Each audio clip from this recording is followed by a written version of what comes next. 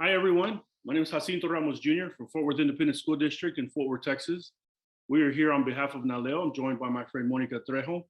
We're going to be sharing with you some thoughts and some ideas about board superintendent relationships. Talk about the pros and the cons of things that may have been happening in boardrooms as we know it. But before we get into the topic, I want to hand it over to my friend Monica so she can introduce herself and tell you a little bit about herself.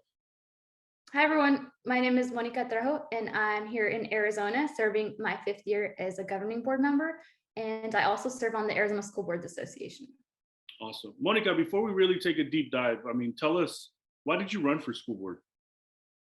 A lot of my personal and professional experiences are what prompted me to run for school board. Like I said, I'm a native Arizonan. I grew up here, had kind of a unstable childhood, went to schools, different schools 10 times. By the time I was 10 years old, I had switched schools. And so the one constant in my life was always having like great teachers. And so for me, that really inspired me to want to be a teacher. So I started teaching special education and also taught some other subjects. And I really absolutely loved teaching, but there was a lot of frustrations that I felt, things that we could have improved at the local level, the state level, even the national level. And so I felt frustrated by wanting to I couldn't have a lot of control beyond my 4 walls. And so, I decided to run for a school board, and I was really glad that I did, because there was definitely some changes that, no matter how happy or satisfied you are, there's always room for growth. And obviously, for me, that was one thing that, I wanted to bring to my communities is help, improve our district. That's awesome. Thank you for sharing that, Monica. And as I listen to you, I'm grateful to know that there's human beings like yourself that decided to run because you had an idea of what you were going to do. I was different. I was a community organizer. I was a juvenile probation officer, gang interventionist, youth minister, and ran because I was so upset with the school system. I was upset with how I was watching young people, and I'll be even more specific, undocumented and gang-related young people that were being pushed out of the school systems and then incarcerated over at the facility where I was at. So the over-disciplining that I was kind of in charge of at the juvenile department. And so, I threw my name in the hat, got supported by a lot of folks in Fort Worth, and, we being an incumbent. And another thing that I think I know here, and more than anything, that board members love to share their story of how they got elected and how it's the best race ever in the world. And I don't think I differ too much from that because when we won as a community, I was excited to enter that boardroom. But I had no clue what I was supposed to be doing. The only thing I knew is that I loved young people and I believed in them and I wanted to change the system, but I didn't have any clue on how I was going to do that. So I think that can connect us to the board superintendents. Tell me, I believe you have a brand new superintendent, right? Tell us your experience of you and your working relationship with at least 2 superintendents. Is that correct? Yeah. So, I've been very lucky. As they say, superintendent's average is only 2 to 3 years. Well, we had someone that was with our district for 33 years and a superintendent for about 10. She was amazing and phenomenal. But obviously time to, she wanted to retire. And so we kept her as long as we could. And, we were lucky that she was really, helpful during this unprecedented time of COVID. And we were able to have a really great process for onboarding a new superintendent. And so we did hire a new superintendent technically we hired him last fall, but he just started. And last week was his first week technically on the job as a brand new school board superintendent. Awesome. Yeah, and I've had my superintendent's been with us for about 6 years. He actually came from Phoenix, Dr. Kent Paredes Scribner. We've had some ups and we've had some downs. So let's jump into that. What are some words of wisdom you have for board members across the country that what are some best ways that we can cultivate a relationship? And what are some of the barriers? Let's take those 2 on. Yeah, I think a start, right? Whether if you're a new board member, right, knowing your role, right? I think we'll have these perceived ideas of what that is, and maybe is not exactly what we thought it was. So understanding your role is really important and helpful. And so some of the challenges, I think, if you don't know those things, that can definitely impact your relationship, right? I think, what was the other part of the question? Yeah, what are some of the barriers that we experience with superintendents and board members? I think right now we've experienced a lot of barriers, right, with COVID and many other things that have come up, but there's been quite a lot of challenges, but I think when you don't communicate with each other frequently, when you don't have that level of trust or that relationship, that creates many barriers. And so I think having open lines of communication, being able to build that relationship definitely helps. But that definitely is one of the biggest pieces in the barrier, is not knowing your superintendent and them not knowing you.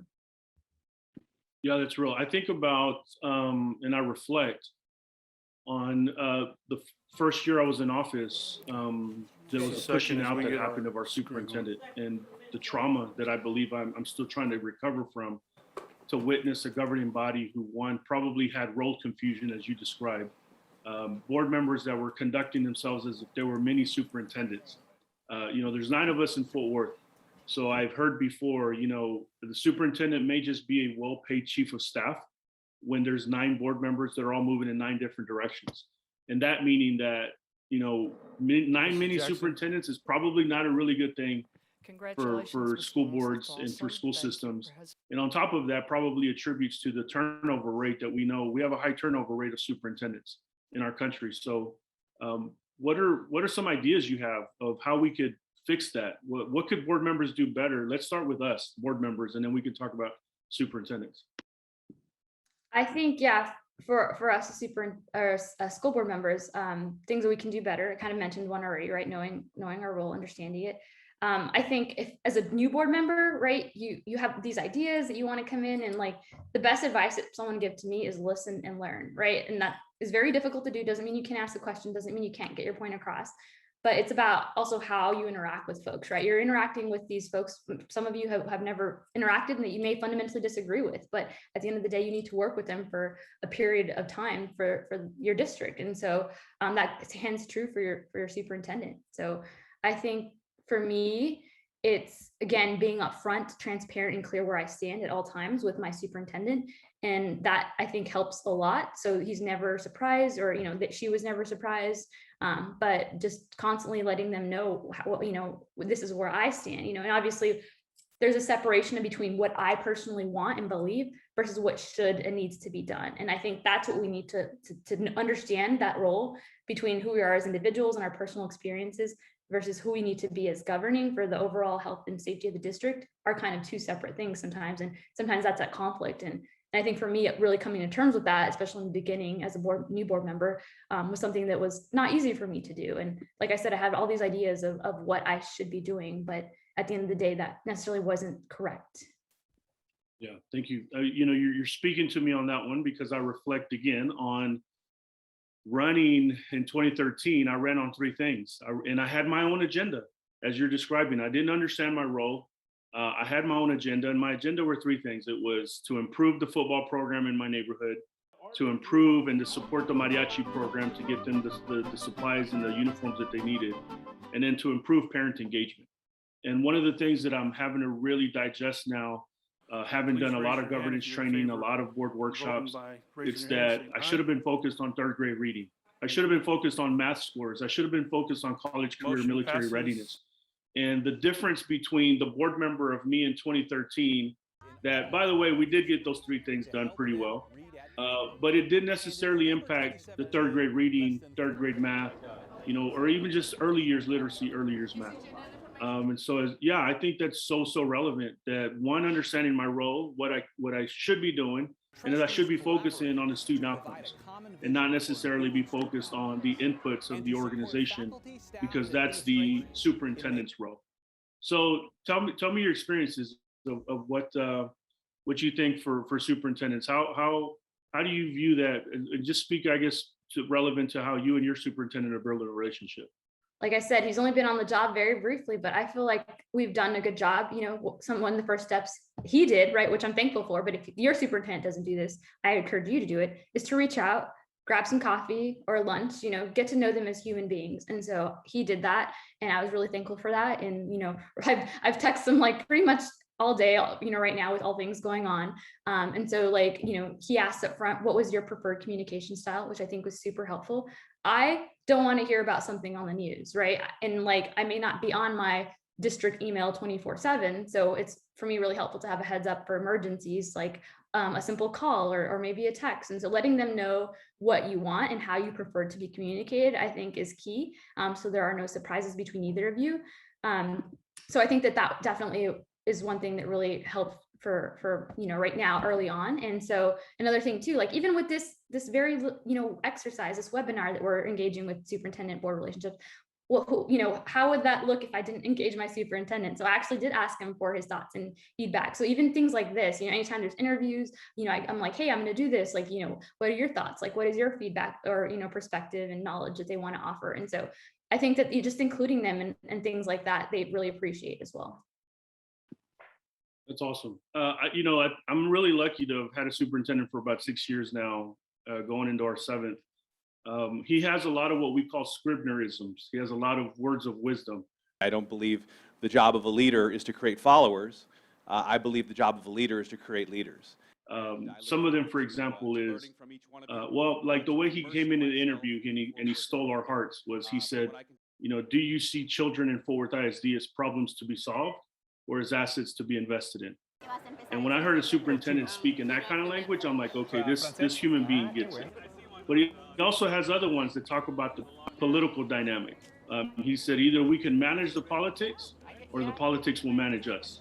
And that's also, to me, seeing that he's a savvy superintendent that understands the political dynamic that goes into school systems, which I wish didn't exist. And as you described, the second we come in with an agenda, like I am guilty of as myself, we bring that political environment into the boardroom and we probably just keep it in there. The other things that he shared with me is that the same board that hires a superintendent isn't usually the same board that fires a superintendent. So board turnover is a real dynamic for them to manage and them to work through. We're getting ready to close. So I guess I'll head it off with kind of a little bit more Scribnerisms. As I listened to him and he obviously I believe that he and I have a really, really good working relationship. We've done what you said, right? We meet regularly, but he also gave me words of wisdom to share with other superintendents. And he said, a superintendent shouldn't have favorites. And as hard as that is, right? What that does is it creates that space for envy within the boardroom. The other things that he shared with me is that superintendents shouldn't be involved in elections. He doesn't come to any election parties or campaign events. He also said superintendents ought to not get involved in board officer elections. So when the board members, when we're all fighting for who's going to be the next president or the secretary, he's mum's the word. He just sits on the sideline. And I think I've noticed that a number of those things that whomever taught him all of those, those things, I've watched them work for him. And I've also watched other superintendents that have made those mistakes where they are attending campaign events, where they are kind of meddling in the board officers. I've watched it work in favor and against other folks. So I think that's the part that I'm going to end with, right? That I like to see what superintendents have done. And I want to give you the final say on what are some other words of wisdom you have for our friends in NALEO. Well, I think, going back, reiterating my points, right? Knowing your role, being upfront and clear in communication, building a relationship that is cultivating trust. So for me, that is what it is. But I want to throw it back on you because you said something that was really powerful, I think, about a month ago about the relationship and you used the analogy of driving a car. So I think you should share that because that really, I think, hits home for some of us. Yeah, no, thanks, Monica. Yeah, in essence, what we do in governance trainings is we say board members are the people that are ordering the Uber. And when the Uber pulls up to pick us up, or the Lyft, sorry, when the vehicle pulls up, the question for the board members is what part of the vehicle do you get in? And everyone either says in the passenger seat or in the back. The one thing to note is that we don't sit in the driver's seat. And the driver is in essence the superintendent. We are to tell the superintendents what we want, but we're not supposed to tell them how to necessarily get there. We are the ones that project vision, and we project vision by identifying goals. The superintendent then ought to be coming back with the measurables and how they're going to get us there. So the Uber or the Lyft driver is going to pick the best route to take to get to the destination. We are the ones that dictate the destination. We are the ones that get in the vehicle. We're the ones that decide that, but we don't drive the vehicle. We don't get in the driver's seat.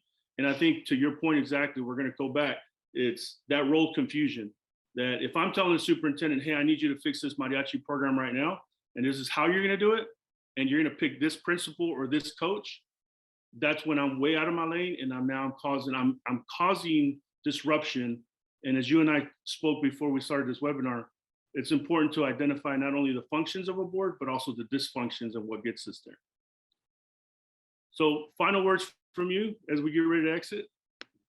I think that was well said. And again, don't be afraid to reach out. And for some of you, maybe that relationship has sailed a long time ago, but it's never too late. And, I've seen, it's not too late. Reach out to your superintendent, even if you've been serving already only 7 months or 7 years. If you have, if you don't feel very connected to them, make the first move. We are the governing board and we have 1 employee. And so let's make sure that we understand and know them as human beings, and that way they can be the best superintendent for your district. That's awesome. Monica, I think I'm going to model a technique that we use in our boardroom, and also use it at MASBA, the Mexican American School Board, and we've used it at NSBA. It's a one-word checkout. How are you feeling? It's one that we do within our boardroom, and that includes our superintendent. So one word, how are you feeling right now? I guess hopeful. Thank you. I'm feeling excited and thankful. I'm going to cheat. I'm going to use 2 words. Thankful because you spent some time with us today and lent your wisdom and your time. And I appreciate you more than I can say, my friend. Thank you. Yeah. Thank you to everyone, and good luck. Have a great school year.